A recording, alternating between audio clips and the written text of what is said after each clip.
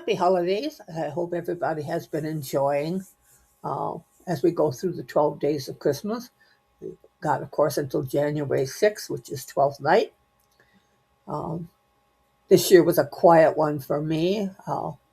Children spread around the country, and it was kind of a good thing because I was sick for a great portion of it, but I did manage to uh, get a little Christmas spirit in there, having a nice little uh, Christmas uh, dinner that was excellent, and going through some of the old Christmas movies, listening to Christmas music. So all in all, it was nice. Looking forward to the New Year's celebration, and then of course 12th night. I did not put up a tree this year, although I do have a few Christmas decorations on and lights. I always have the lights up on my balcony on that, so it gives a bit of a look to Christmas. Our weather this year for Christmas unusual. We had some record high temperatures with rain and heavy fog. Then we had some very cold, and then back up again to the high and the foggy.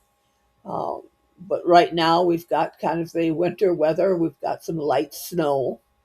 I understand there is a big storm supposed to be hitting us in a couple of hours. But anyway, maybe we will end up having a white holiday. But what I'm going to do tonight, thinking about Christmas traditions, I pulled up a video regarding lost Christmas traditions and kind of go through that and see which ones I remember and which ones, at least in my household, are not lost. So let's take a look. Have you ever wondered what Christmas might feel like if we brought back a little of its forgotten magic?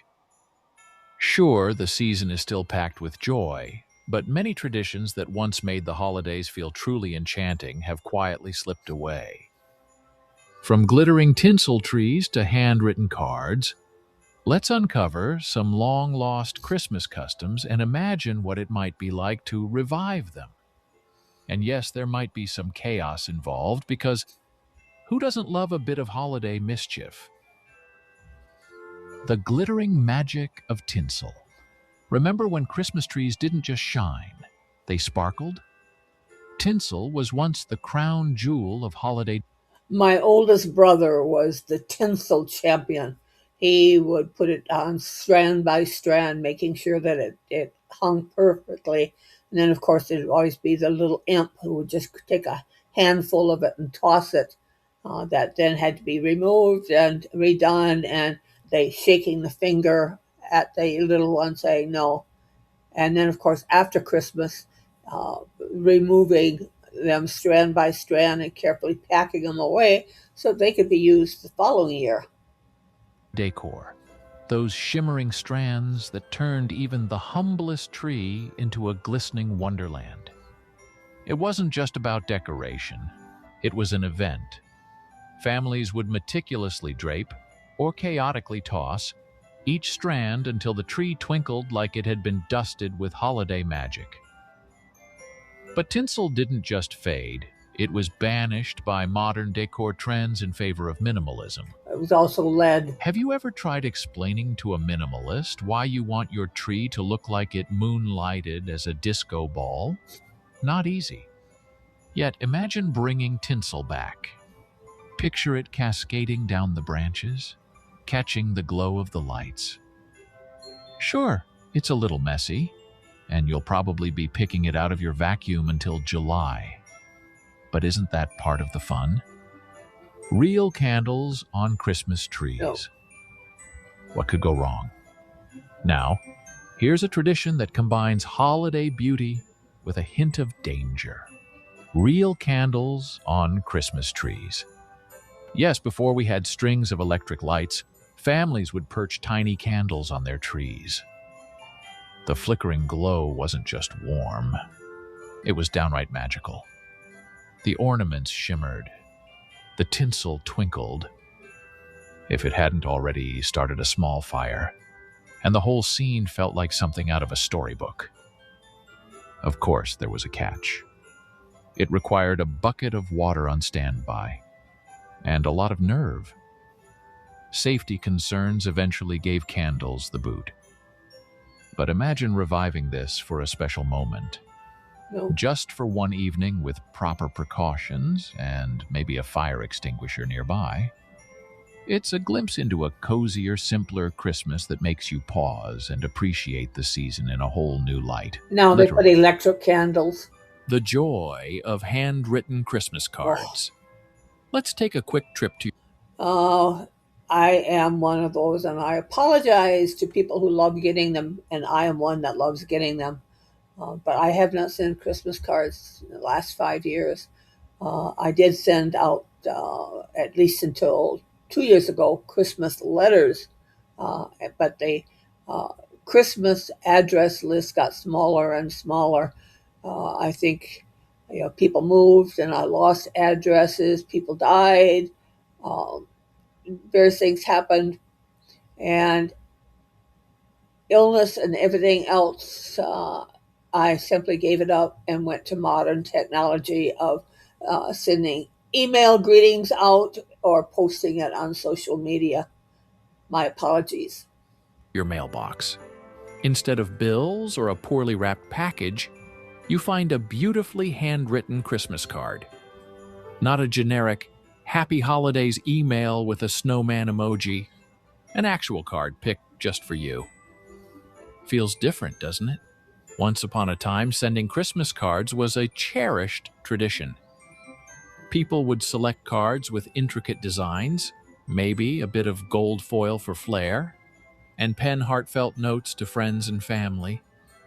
Each card felt like a tiny gift. Today? Well, it's all e-cards and group texts. Practical, sure, but where's the romance in that? Imagine the joy of bringing this back. Writing cards, receiving them, and rediscovering the thrill of opening something personal. Plus, it's the perfect excuse to flex your cursive skills. Or at least try. Wouldn't you love to find a little extra magic in your mailbox this year? Carolers at your doorstep. Close your eyes and imagine a knock at your door on a crisp December evening. Yep, we used to do caroling. You open it to find a group of bundled up carolers, harmonizing their way through silent night. Going around the neighborhood, Sounds stopping at the dreamy, right? laundromat. Door-to-door caroling was once a holiday staple. It wasn't just about the music. It was about connection. Neighbors coming together to spread joy. These days, the idea of strangers showing up unannounced might send some of us running for the Do Not Disturb sign. But what if we brought it back, just for a night? Imagine the warmth of voices blending in song, the nostalgia of sharing a moment with neighbors. When I was in college, the neighborhood that I lived in, everybody would get together.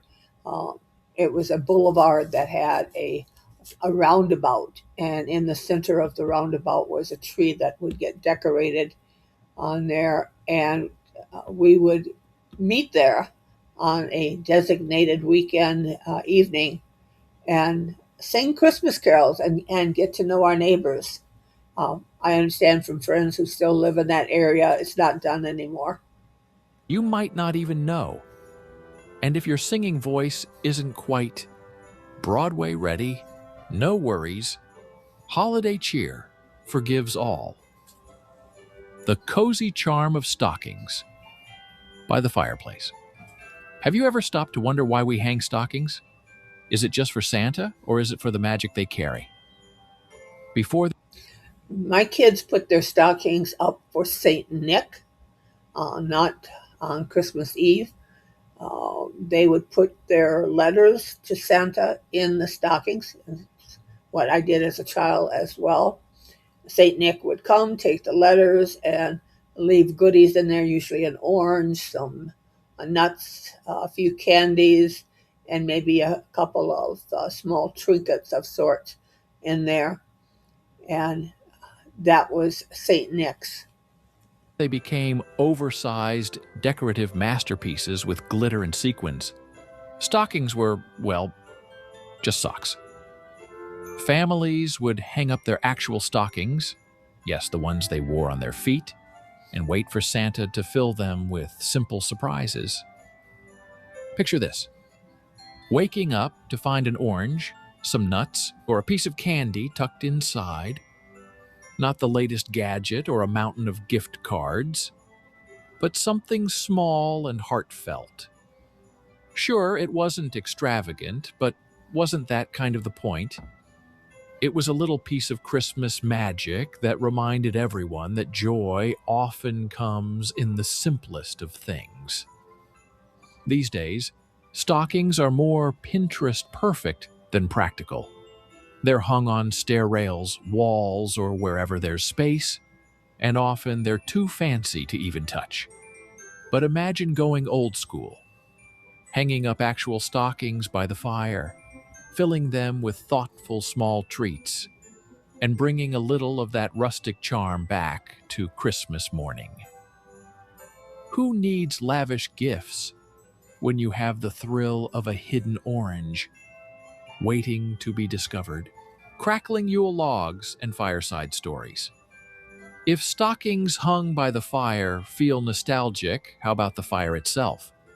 The Yule log tradition harks back to a time when families would gather around a crackling fire to celebrate togetherness. The Yule log wasn't just about warmth, it symbolized hope and renewal, burning bright as a reminder of the light ahead. Nowadays, the closest some of us get to a Yule log is the virtual one streaming on our TV. No judgment, it's convenient, and no cleanup required. But imagine bringing back the real deal, lighting a log, sitting together, and sharing stories or memories while the fire crackles in the background. It's the kind of We kept the stump from the previous year's Christmas tree, and it would light the first fire on Christmas Eve in our fireplace. tradition that creates a sense of closeness, even in the hustle of the holidays. And hey, if you don't have a fireplace, no problem. Just light a candle or even break out a s'mores kit. It's less about the fire and more about what it represents: warmth, connection, and a little slice of peace during the busiest time of year. The comeback of fruitcake. Be honest. When was the last time you saw a fruitcake and thought, yum, I can't wait to dig in? My brother and I Probably never, loved right? it. My mother would make it in early November, wrap it in cheesecloth, and once a week douse it down with either brandy or bourbon. And then we would bring it out on Christmas Day. Later on, since my brother and I were the ones who really loved it, every year for Christmas, I would send him a fruit cake that he was the only one in his house who ate. So the fruit cake got smaller each year as well. Fruitcake has become the dad joke of holiday treats, easy to mock and hard to love. But let's rewind to a time when this dense, nutty, boozy delight was the ultimate gift of holiday goodwill. Packed with dried fruits, nuts, and often a generous splash of brandy or rum, a properly made fruitcake wasn't just a dessert, it was a labor of love. It took weeks to prepare, aging like fine wine to bring out its full flavor. And the best part? It lasted forever. Well, almost. Fruitcake was built to endure long journeys and months of celebration, making it the perfect holiday gift. Imagine receiving a fruitcake made with care, each slice a sweet reminder of the giver's effort and thoughtfulness. Sure, it might not beat cookies in a popularity contest, but a well-made fruitcake, moist, flavorful, and rich, could surprise even the toughest critic. Could fruitcake stage a holiday comeback? I wish. Maybe. It might require a bit of a PR rebrand, but for those willing to give it another shot, it just might be the taste of Christmas they didn't know they were missing. After all, Isn't it time we let this misunderstood classic out of the punchline corner and back into the spotlight? So, what do you say? Ready to revive some holiday traditions? Whether it's filling stockings with oranges or gathering around a crackling fire, these forgotten customs remind us what the holidays are truly about: connection, joy, and a little bit of magic. Thank That was interesting. Some of those I wish would come back. Two traditions that we have and kept them. I made a large, it's about a 16 by 20 inch cruel work angel. And she has pockets, has 25 little pockets on her skirt. And in each pocket, there would be a little trinket or a little piece of candy. And during Advent, each night, one of the children, usually the oldest one, until the others were able to, would read part of the Christmas story.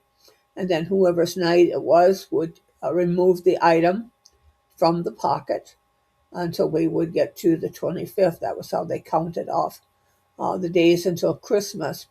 And the other tradition that we had was that before Christmas, I would buy a unique greeting card, usually one that would be you open it up and there'd be a pop out or some in there, or it would play music, lights would flash or whatever, something unusual, and I would get a coworker to write a little message in there because my kids recognized my handwriting, and they would address it to them. And then I would put it all in a large envelope and mail it to North Pole, Alaska, where the postal crew there would then put it into the mail and it would be stamped North Pole. And my kids would all be delighted to get their Christmas card from Santa. And my oldest believed in Santa much longer than many of her classmates. And when they would tease her about it, she would bring in her card along with the envelope to show them that she had gotten this from Santa and that Santa was real. So those are my traditions.